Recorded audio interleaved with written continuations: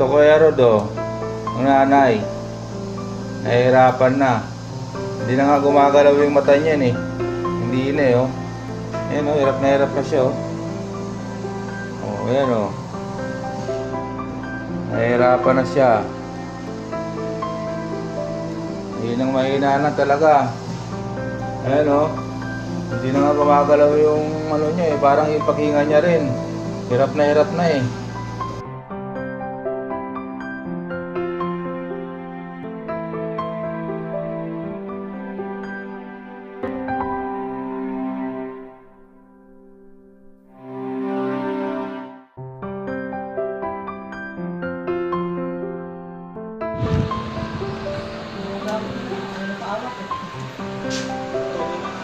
Ayan na Kuya Rod, oh. Ayan na yung nanay, oh. Ganda na, bulaklak. Pag ako nagalis talaga. Pwede yun. Ay, pamon! Pamon! Goldilocks! Red ribbon. Yung tinapay na ng talata. Binausin yun, Gusto niya, no? Uy, meron naman upgraded, naka-tupperware na. Hindi nakalata.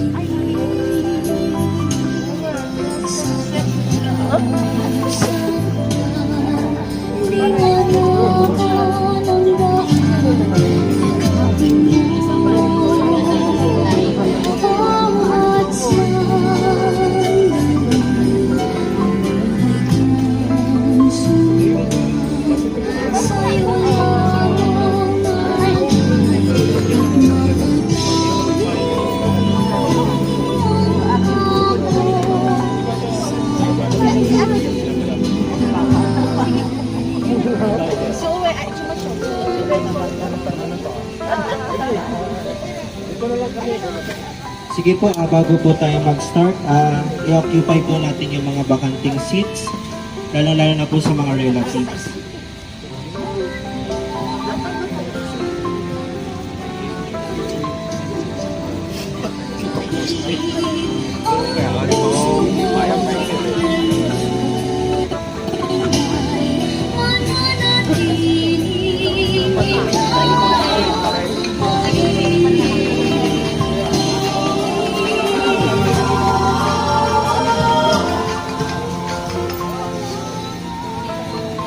Mapagpalang umaga po sa ating lahat.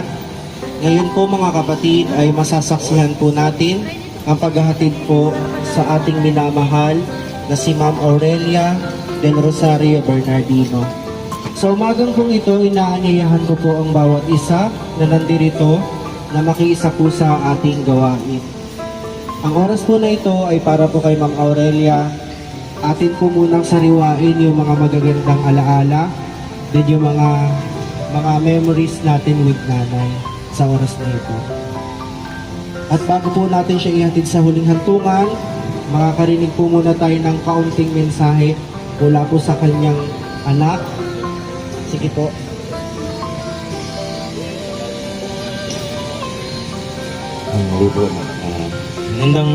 Bago po magsimula, sabi ko lang po na magandang araw po sa inyong lahat, sa mga pumunta. Maraming salamat po at sa kahit mumunting panahon ay nandito po kayo. Na-appreciate ko po kahit yung maliliit na bagay na nandito lang po kayo at nandito po tayong lahat.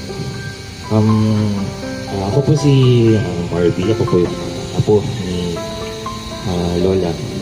Ni Lola Oreng, tagaw sa kanya Lola Oreng. For matagal na panahon na nag-alaga kami nito ng nanay ko po sa kanya. Sobrang tagal na panahon na halos isang dekada na rin po. Nakita ko po kung gaano siya naghirap sa sakit niya. Kung ano, bawat minuto po, bawat araw po, nakita ko po na parang kasi po nangyayari is, sabi ko talaga, Lola kung ano, kung Lola kung hindi mo na kaya, sumuko ka na. Kasi nahirapan na rin kami and also siya. Mahirap para sa amin na makita na yung gano'ng kalagayan. Kaya, ayun, tutuwa po ako ngayon na sa ngayon na nangyayari na nakapagpahinga na siya, okay na siya, at naniniwala ako na nasa mabuti na po siyang kalagayan ngayon. Ayun lang naman, hindi ko na ito pahabain. Basta maraming salamat po sa dumalo po sa inyo. Sa inyo pong lahat, sobrang salamat po. Maraming salamat po. And sana maging masaya ka na kung nasaan ka ngayon. At sana gabayan nyo na lang po kami. Gabayan mo ako sa pang-araw-araw. Thank you din na naging lola kita. Maraming salamat din. Ang dami kong tutunan sa iyo, ang dami kong nalaman sa iyo, ang dami kong babauning alaala sa iyo. Yun lang, maraming salamat.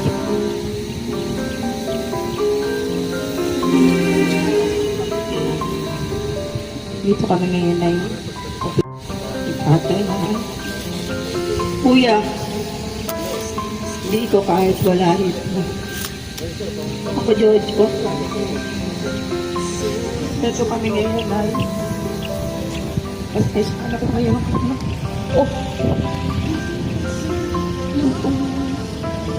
Ay, hindi ka naman huwag na Diyos. Kaya para nakasama parang kita.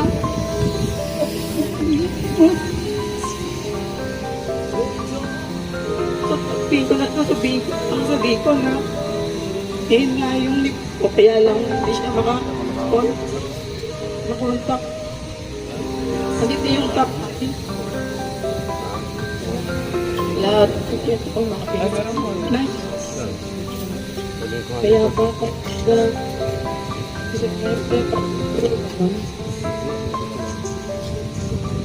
ingat ka lang ito sa tanong na siya. Alam ko nasa bahay. Hindi ko bukas.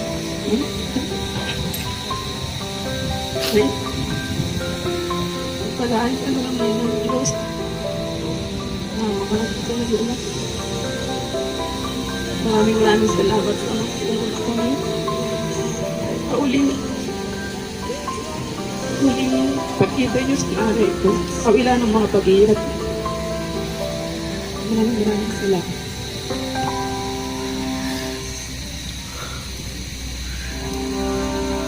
Maraming salamat. Sa huling pagkakataon, meron pa po bang gustong mag-share po ng kaunting memories with nanay bago po tumako sa last viewing po? Sige po, meron pa po tayo kung meron pa po.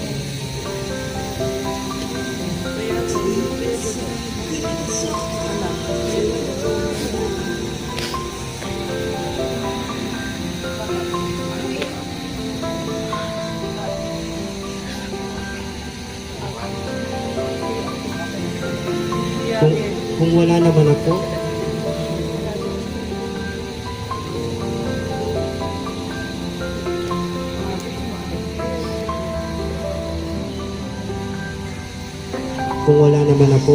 tutungo na po tayo sa last viewing po ng katawan ni Nanay Aurelia. Para po sa lahat ng gustong sumili po sa huling sandali, gagawa na lamang po tayo ng isang memorial line mula po sa aking kaliwa, mag-exit po sa aking kanan. Yung memorial line po na ito ay bubuin po ng kanyang mga kaibigan kung meron man, mga kapitbahayan, at susundan po ng kanyang mga kamag-anakan. Then ang huling-huling sisilip po sa casket ni nanay para mabigyan po na ay masasabi kong huwarang ina. Napalaki niya ang kanyang mga anak. Magandang pagpapalaki. Nakita niyo naman, handito sila ngayon. Kasama ang aking kuya.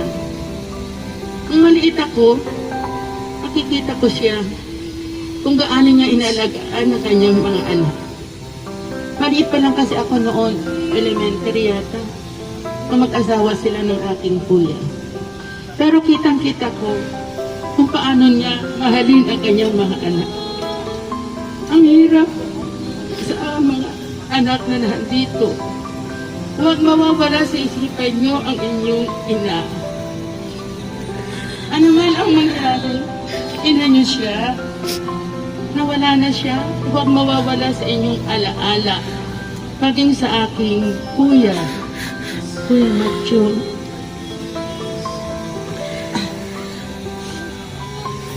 Narito ang aking mga anak kompleto. Kaya sabi ko nga sa kanila, ano man ang mangyari, iisa pa rin tayo. May mga hidwaang hindi nagaganap na hindi maiwasan. Kasama yun sa buhay. Kaya lang kailangan magpakatatag tayo. Isang pamilya lang tayo na dapat tayong magmamahalan. Huwag tayong maghiwa-hiwalay. Kaya sa akin sa oring, alam ko, maligaya ka na ngayon sa piling ng ating Ama sa Langit. No more pains. Doon puro ligaya na ang iyong mararamdaman. Wala na yung naramdaman mo nung ikaw ay nagsimulang magkaroon ng sakit o mga problema sa buhay. Kaya sa Panginoon, inahabilin po namin sa inyo ang kaluluwa ng ating hipag na si Mrs. Aurelia Bernardino. Alam kong kasama mo na siya. Salamat po.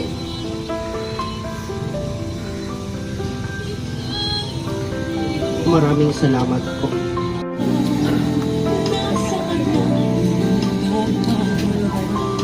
Natutuwa, nawawalan ng pag-asa at iniisip na matutulog ba?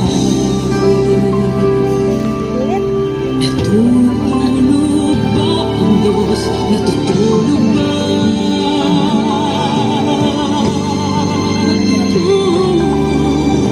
Sikapin mo, pilitin mo, tibayan ang iyong puso. Tanging ikaw ang huhubog sa iyong bukas.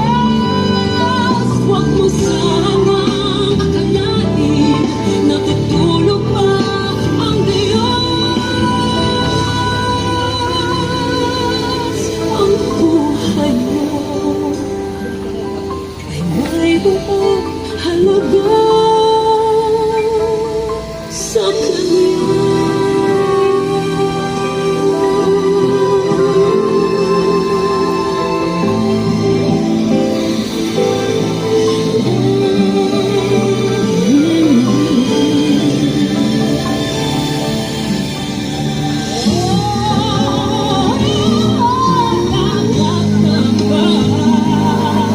Na ikaw ay maghintay at himukin pa, pilitin ka ng tadhana.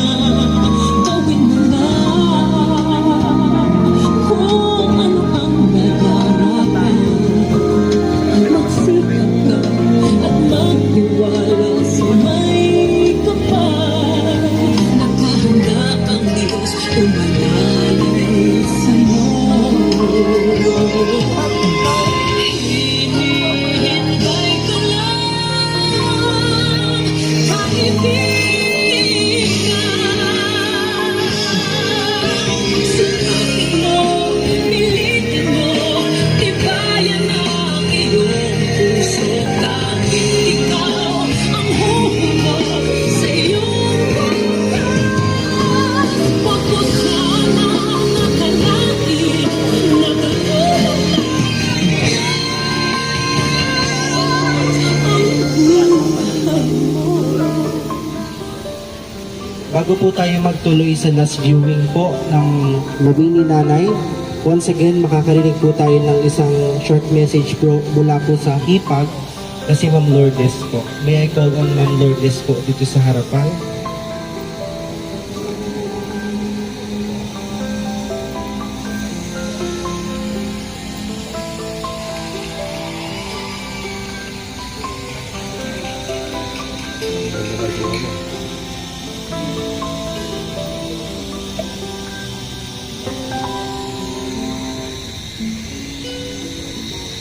Ang casket po.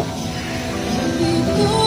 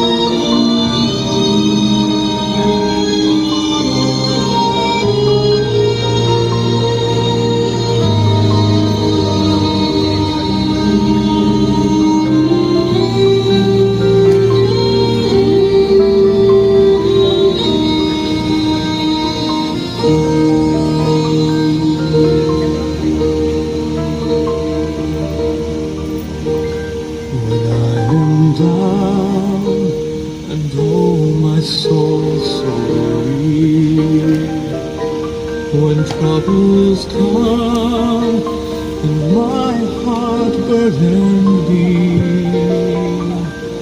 and I am still. Sige po, bago po natin isara yung takip ng casket, maaari po muna tayong tumayo at atin pong pababaunan po ng maikling panalangin si Nanay Aurelia. Sige po, tayo and then ituon po natin ang ating kamay sa labi ni Nanay.